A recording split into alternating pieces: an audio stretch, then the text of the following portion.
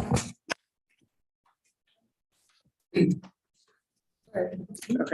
I'd like to call the Sugarland 4B Corporation meeting to order on this Wednesday, May 25th, 2022.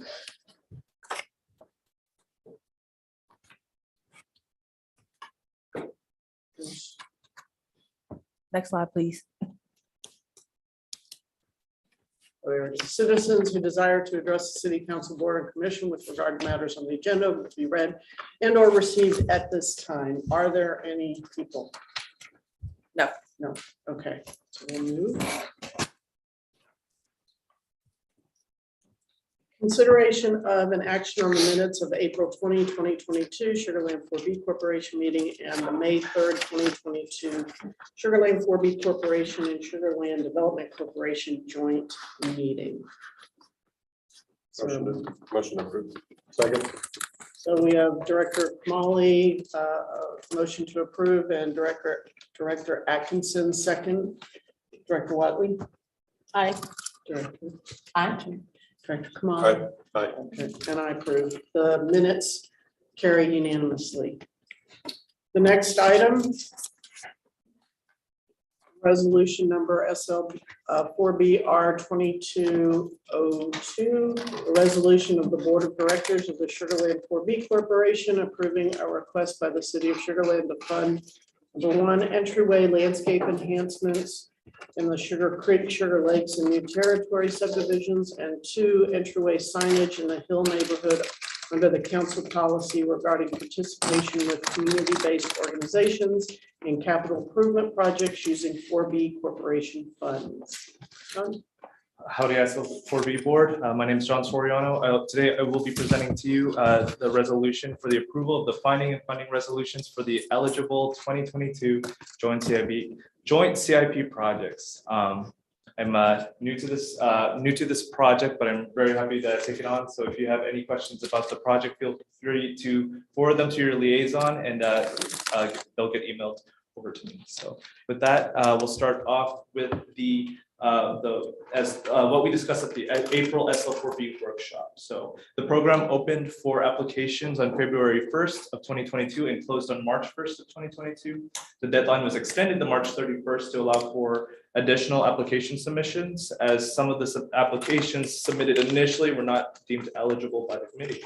And for the first time in the program's history, we implemented an online application, or as an addition to the PDF application.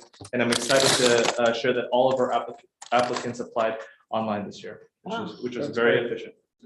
We also implemented significant updates to the joint CIP webpage, which included project timelines and FAQ section, more specific program details, and a photo gallery of previous projects. And we are continuing to work with our community engagement group to help reach out to the HOA community.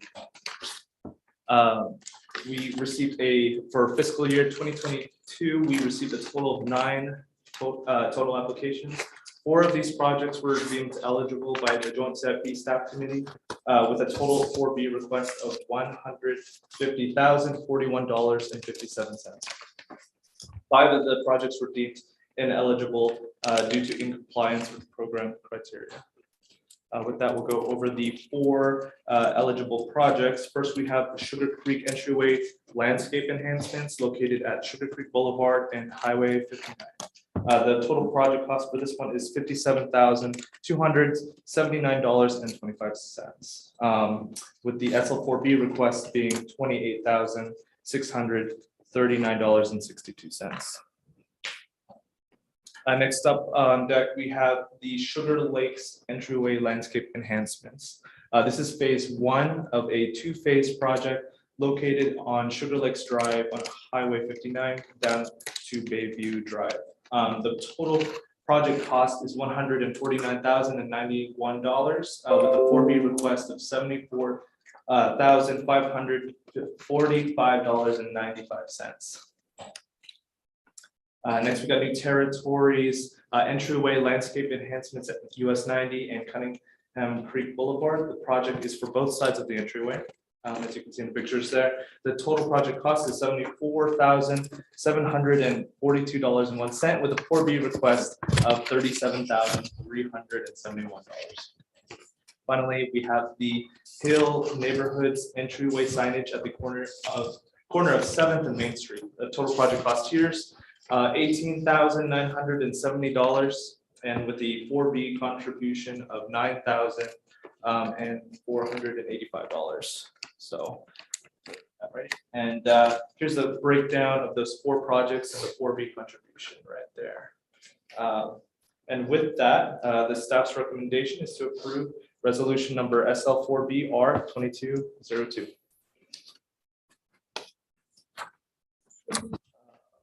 Oh, and next steps will include City Council's approval of the Sugar Lakes agreement in June, signature of the agreements, and work begins in the June-July timeframe. So with that, any questions? So we're gonna do the public hearing yeah, you first. actually have to open up Right, the so public it's receive and hear all persons desiring to be heard on Sugarland 4B Corporation Resolution SL4B-R-22-02. Are there any people? No, no one signed Okay, up. so we can close the public hearing at 4:05 p.m. Now, consideration of an action on Sugarland 4B Corporation Resolution number SL4B-R-2202. Resolution of the Board of Directors of the Sugarland 4B Corporation approving a request by the City of Sugarland to fund 1, the Entryway landscaping enhancements in Sugar Creek, Sugar Lakes, and New Territory subdivision, and 2, entry signage in the Hill neighborhood under the council policy regarding participation with community-based organizations in capital improvement projects using 4B Corporation funds. Are there any questions for John? Suzanne? Yes, thank you. John, you mentioned we're moving forward with Sugar Lakes. Are the other ones have a timeline, or are we just moving forward with one at this time? I know we're approving them all, but do we have a timeline on them? It's because the Sugar Lakes one requires city council approval. The other ones are below 50,000. Therefore, we Oh. can do it at our general manager authority.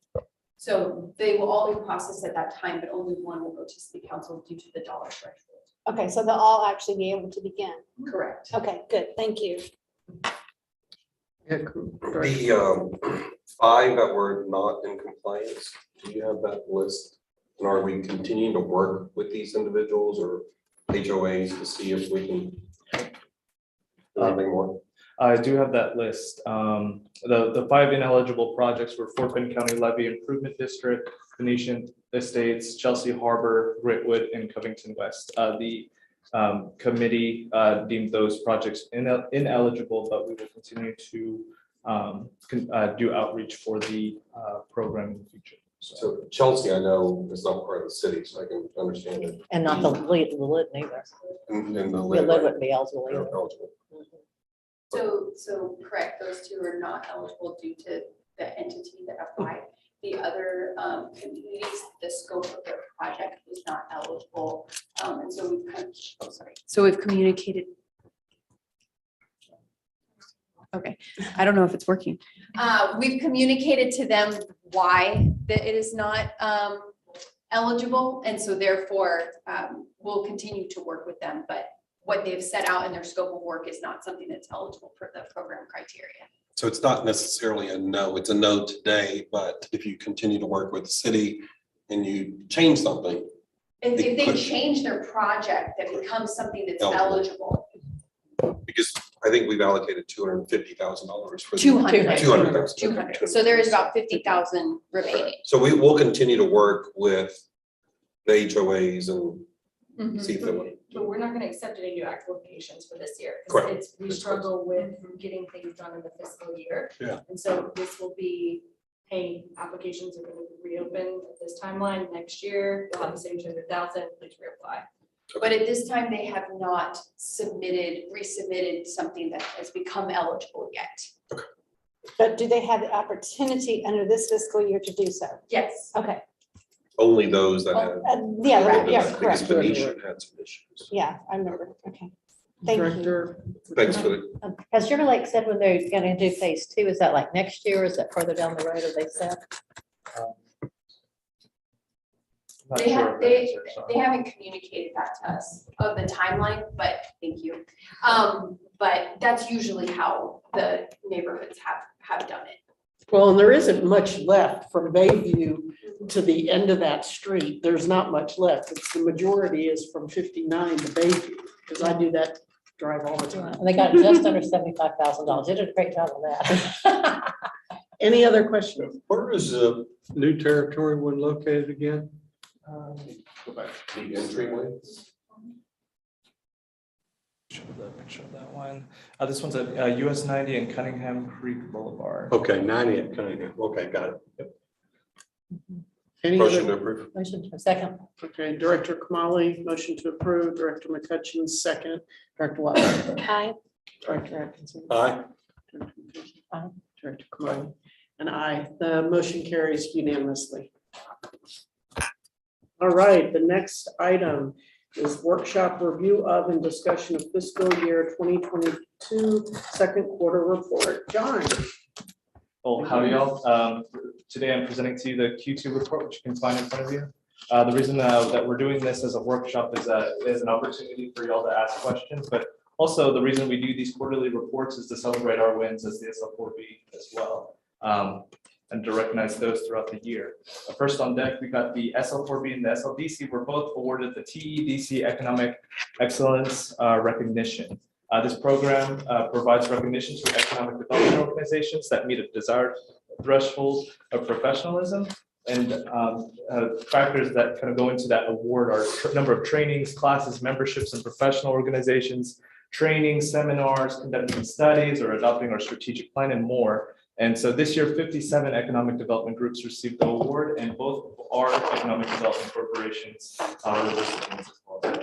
So, We need a group photo. I like that. Good news. Too. Right here on the front. And then second one, big win. Big win for one of our primary employers. PG Golf completed a 2.5 million expansion in Sugarland. They are the world's largest recycled golf ball manufacturer, and they recently completed this expansion. It's 87,000 square feet of industrial space. It maintains 125 jobs in Sugarland, adds 10 new jobs, and brings in approximately 2.5 million in capital investment. The team was fortunate to go visit the facility, and it truly is a state-of-the-art operation. They have AI-powered machines sorting golf balls, hundreds of thousands of output of sorted golf balls on a weekly basis, and so it's really put them on top. They've grown a lot from their beginnings in Sugarland, from hand sorting golf balls to AI-powered machinery. So good news there on their expansion. Next on deck is the Sugarland OED presented at the P3 panel at the TEDC Winter 22 Winter Conference. In Q2, we were happy to host the TEDC Winter Conference, and to kick off the conference, our very own Devin hosted a public-private partnership panel titled Showcasing Sugarland from a Public-Private Partnership Perspective. I know a few you attended. It included representatives from Sugarland Town Square, Constellation Field, Smart Financial Center, and the Houston Museum of Natural Science. And it was very well received and gave audience members insight into what makes our public-private partnerships so successful here in Sugarland. Next on deck, we have a Blue Bonnet Nutrition Project. They broke ground in Sugarland. Blue Bonnet Nutrition Corporation broke ground on 128K square feet of industrial space here in Sugarland on their latest expansion. This new building will be their third location in Sugarland. It was made possible thanks to a tax abatement agreement approved by Sugarland City Council, and will secure 18 million in capital investment and 200 jobs. Now for a highlight in marketing, we were recently featured in Site Selection Magazine's Innovation in Texas story, which focused on PG Golf's expansion and a growing pool of workforce talent and reputation of business friendliness. So huge props to our marketing team and DCI for making these wins happen in marketing. Next on that, we have the P3 conference in Dallas, Texas, whom our very own Jessica Hubble attended in Dallas, and it gathers many government professionals and developers to learn more about the trends in P3s and what's going on throughout the nation. And then finally, for the economy at a glance for Q2, office vacancy was at 17.4% in Q2, but have stabilized and has hovered around 17% since Q2 of last year.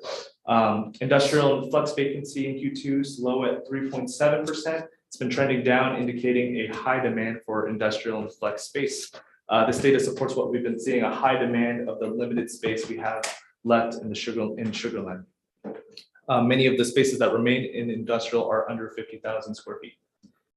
For retail vacancies at 6%, and it's been trending down since last year, showing a healthy demand for retail space in Sugarland. Then finally, we have the hotel occupancy for Q2, which is high at 73.2. That's great news for our hotel. That means lots of people are occupying it. And it follows the national trend, actually. There's been increasing trends in hotel occupancy and revenue per available rooms in the whole United States as a whole, showing an increase of demand for travel and tourism. So with that, we'll take any questions. Quick one. The 50,000 square foot space, I fell asleep during that. You said something about 50,000 square foot with the industrial flex vacancy. Yes. What is, you're seeing more vacancy or less vacancy? We have less available, like less large available industrial Less flex large. space. Yeah. A lot of them are smaller than 50,000 square. Perfect, thank you. I zoned out. Any other questions? All right, thank you, John. The next item is appointment consideration of an action on appointment of 2 directors to the fiscal year 2022-2023 budget committee. Elizabeth. All right, good afternoon. As you know, every year we do a budget appointment for a committee. These 2 members are usually non-city council members that help us go through our budget really quickly as we prepare for our FY23 budget process. We will review that the findings with y'all and then bring it back usually in the June meeting for ultimate approval. And then it has to go back to city council ultimately for us to be approved, for us to be able to use those funds in the FY23 calendar year. So last year, our 2 directors were Director Kasani and Atkinson. And so unless you have any questions, I'll open it up for recommendations. Not at Billy again. Well, there's 2 of us here that Yeah, well, I was gonna say the 2 that aren't here, Gasani and Saunders should be the 2 that we appoint since they're not here. I'll be glad to. Okay, good. Good.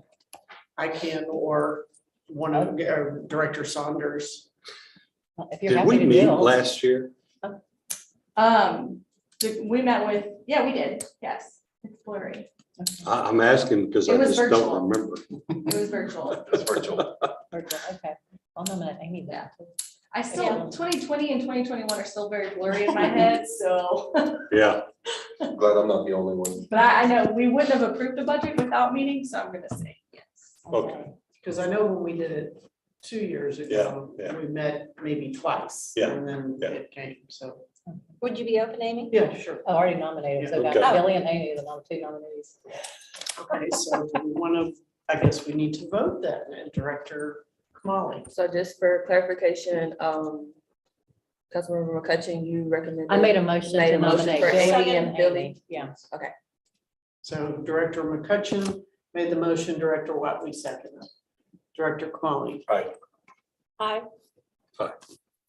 Aye. The motion carries unanimously. All right. The next item is the director's report. Elizabeth. All righty. So I've got a few updates for you today. DCI has confirmed appointments with site selectors from WG Consulting, EY, and corporate tax incentives. All 3 of those are going to occur, which is crazy, next week. And this will bring the total number of site selector appointments to 6, which is exceeding our original goal of 3 to 5. So those appointments have gone really well, and staff has learned a lot from them. And again, we continue to spread that Sugarland message. The LinkedIn platform also saw significant growth from our organic posts through the month of April, logging 56% increase in total engagements, and then an 86% increase in engagement rate, which is indicating that our content was really well received and something that our audience is liking, and so they are interacting with it, which is great news. Our April newsletter that was titled Expansion in Sugarland, University of Houston at Sugarland expands its College of Technology, was the best performing newsletter this year, which had a recording open rate of 44%, which is more than double the industry standard at 18%. So really exciting to see that everyone's resonating with our home team. So that's all I've got. Question. I have a question. Yeah, so I don't know if we can do questions in the Right, report. Not during the director's Not during. report, but if you have a question about one of these items, if you don't mind emailing John, and for council members, you can email Cindy, and we'll get an No answer back to the problem. whole board. It was not a question of point. Okay. All right, with that, is there a motion? Motion to adjourn. Director McCutcheon? Motion to approve? We are done. Thank you. That was nice and tight. That was cool, yeah.